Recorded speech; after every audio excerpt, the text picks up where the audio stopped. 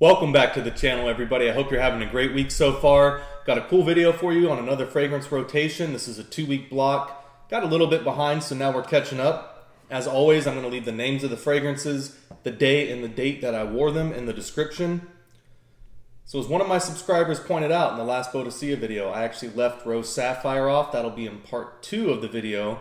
I did not have this in the same area of my other Sapphire collection, and it kind of got lost in the shuffle of, on a table of fragrances. So one of my favorite from the Sapphire series, sadly that and Amber Sapphire, it looks like have been discontinued, and this is absolutely incredible.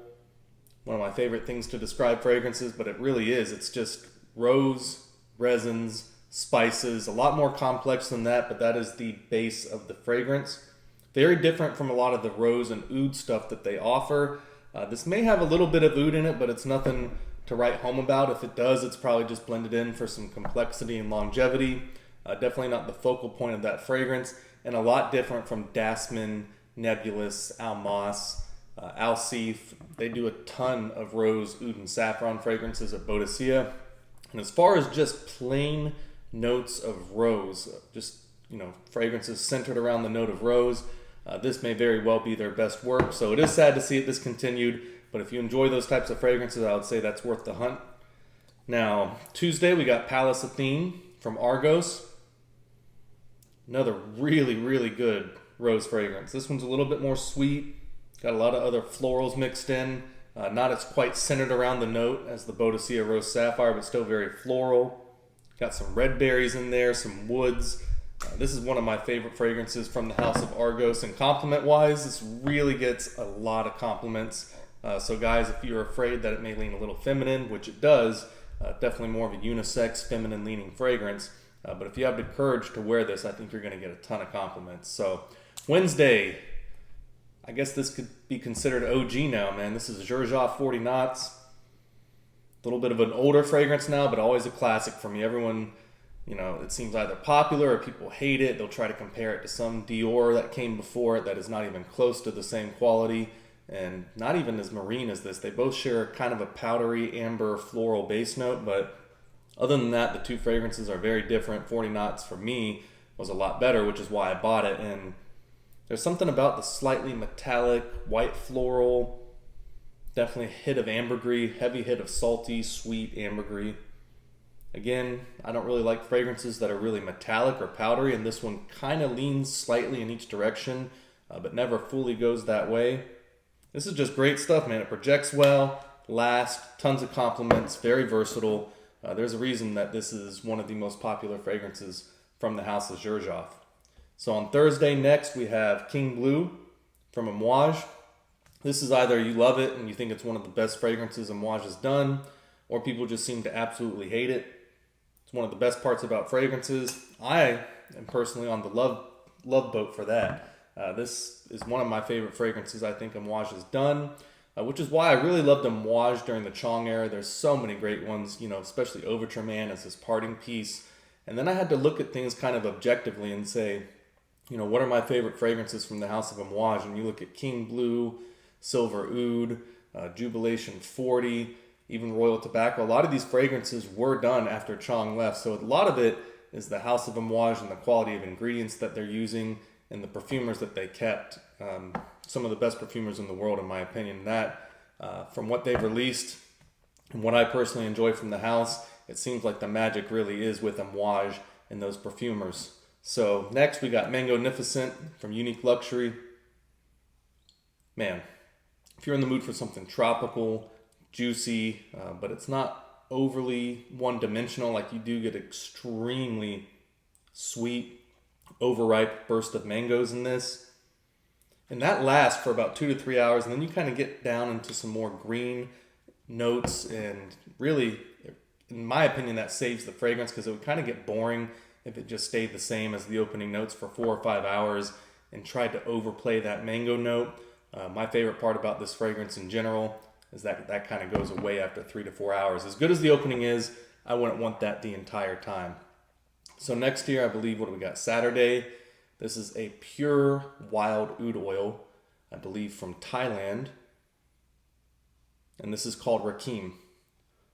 This is just It's a different level of perfumery when you're talking about singular ingredients like pure oud oil that's wild and aged. Gives you a better idea of kind of what some of these fragrance companies are using in terms of quality oud, the amount of oud.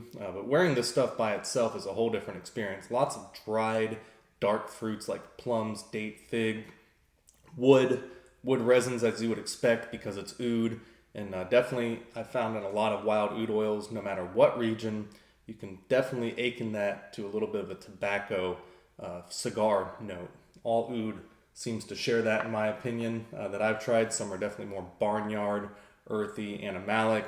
Some are a little bit cleaner into the dried fruit and wood type ouds like the Thailand, Laotian, Malaysian, Cambodian, as opposed to like the Hindi oud and Indian ouds, which can go a little bit more animalic or barnyard. Just fascinating stuff. Tons and tons to learn about oud, and it is a costly education, let me tell you. So next up, we got Sunday here, Boadicea the Victorious 1907. If you haven't tried it, you just got to try it. That's all I can say about it. It's really, really good. Very pleasing, complex, versatile. You get some red berry, sage, I believe, tobacco. Just an ultimate crowd-pleasing fragrance, in my opinion. This fragrance here is something that can be worn on pretty much any occasion, strong enough to wear in colder weather, and Boadicea knocked it out of the park with that one. Some people may think, just because of the DNA, it smells a little bit too designer-ish, but just like everything with Boadicea, they just take it to a whole new level. So again, unique luxury. This week is pretty heavy with unique luxury. Monday, this was a fragrance that I chose to wear because we were doing some cigars and some drinks. Was off work on Monday.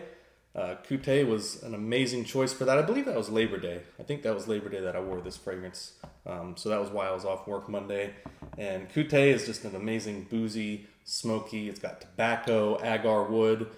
Maybe too realistic of a wood tannin smell for some people. It may turn some people off, but really good stuff for that occasion from Unique Luxury. So next, just because I haven't worn it in a while, and it is a really good fragrance from the house of Argos, this is Sacred Flame. Winter warmer. This is why I saved this. I saved this for cooler weather. This is like something if you're around the fire.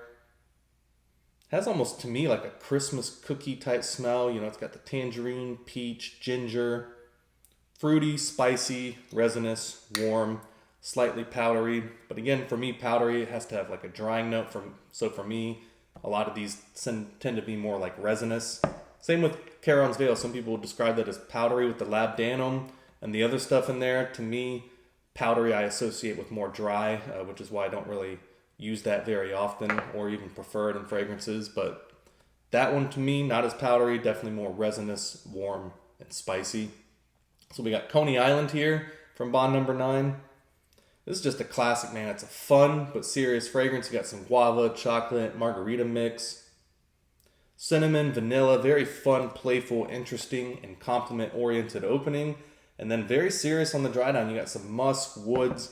This fragrance does not smell at all the same 10, 12, 14 hours later. It lasts forever. This is a very old batch, as you can tell. Probably one of the original ones. Had this for over 15 years, and it still smells good. And has gone not really off a little bit. Citrus notes are a little bit not quite as fresh as they were. So like that guava, margarita mix, but chocolate, caramel, cinnamon, vanilla, musk, woods. You get all of that in this fragrance still, and it has aged pretty well, I'll say. Next up, I think this is on Wednesday?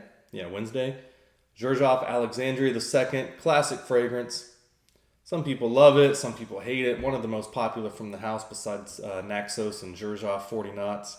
And man, powdery, apple, rose, rosewood, oud. Very clean fragrance, definitely appropriate for dressing up. You could wear it during summer. It's not too heavy that it would be offensive, but it's also something that's definitely strong enough that you can wear in wintertime. That fragrance, it wears very well, it projects well, so I can see why people really enjoy it. It's a versatile fragrance, but it's also something that's not going to get you in trouble no matter what time of year it is. Another one from Unique Luxury. I think this is the last one. We had 3 in the entire rotation. Great house. This is their newest release, Ocean the Rive, and man, tropical, dense, amber, sweet. You know, it's really interesting. Maybe it's just because the bottle is blue, but the more I smell and wear this, it's the combination of ingredients, because it has mandarin and some tea and some other types of notes in there. But it really does have a very, very slight blueberry smell. The more I wear it, the more I pick it up. And it shouldn't be that way because there's no blueberry that they list in the ingredients. But for some reason, that's just how it started coming off to my nose. Definitely more citrus and marine, but it does have just, to me, the slightest hint of blueberry. And maybe that's placebo just because the bottle is that color. But either way, really luxurious. And they knocked it out of the park with this one. Very popular fragrance from them now. Now, another new release from the House of Argos. I think I had 3 Argos in here. Yeah, I had 3 Argos as well. So, guys, if you have not tried their new fragrance, Perseus Triumphant, some people say they get too much rose. For me, you definitely get a lot of rose and florals. But it's paired so well with the leather and the cardamom and the oud. It's got kind of like a creamy, buttery oud and woods note. Man, I do get a very nice understated sweetness on here. I don't know exactly what the combination is, or if maybe they're leaving out some ingredients on this one. But for me, this is truly some of Argos' best work in the past couple years. I really liked a lot of their new releases, Sacred Flame, Charon's Veil. But this one, for me, gets a lot of compliments. And this fragrance, for me, is, of course, right up my alley, being a rose and oud fragrance. And it's still very different to all the other things that I have in my collection. And I have a ton of rose and oud fragrance. Alexandria, this is a rose and oud fragrance. So it is very different.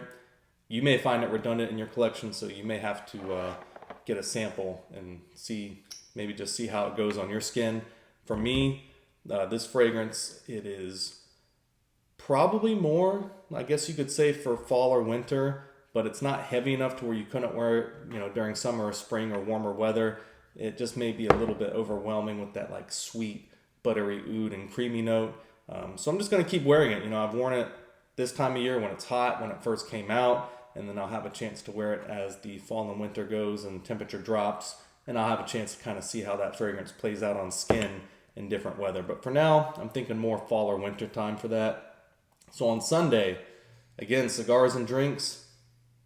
Maybe the best fragrance to wear for that in my entire collection, and it is an expensive fragrance. This is Ishraaq by Shareef Oud. Tobacco fragrance, resins, spice, all the oriental resins and spices that you could expect, especially from this house. I think 3 or 4 different types of ouds that have been aged in order to get that very distinct and beautiful tobacco note. So it is, ironically, in my opinion, the best tobacco fragrance in my collection, even over Tobacco Sapphire, I would say. And it is a fragrance, to my knowledge, that does not contain tobacco.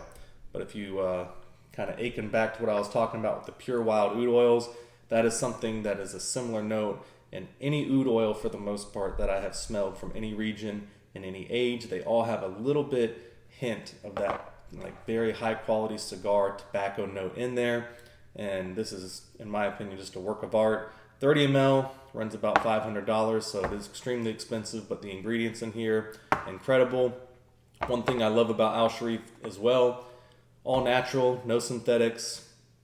IFRA has no power over them. They're not part of the IFRA, so they use natural and sustainably harvested musks, natural wild oud oils that have been aged. So expense, yes, but if you're looking for arguably the most premium fragrance experience without having to worry if anything's been messed with, anything synthetic, anything reformulated, in my opinion, Shareef is probably one of the best ways to go.